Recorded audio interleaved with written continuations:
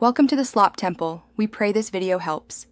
You start by confirming you have a streaming-capable VPN and an active subscription. This matters because free services often block video streams and throttle speed. Once you purchase or sign up, download the official app for your device and grant basic permissions. Install now and sign in with your account so the client is ready.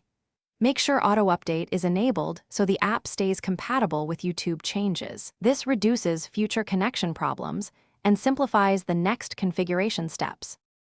You now configure the VPN specifically for YouTube. Pick a server located in the country where content is allowed, because geolocation determines available videos. Next, choose a fast protocol like WireGuard or OpenVPN UDP to minimize buffering and maximize resolution.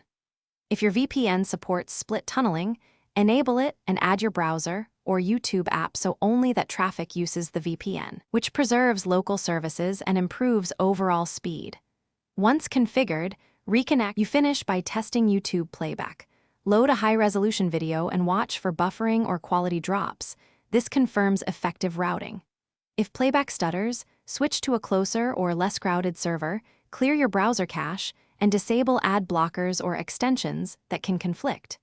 Make sure DNS leak protection is enabled and run a quick GeoIP check if you suspect location issues.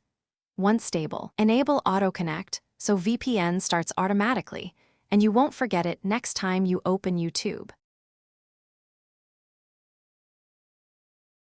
Thanks for watching.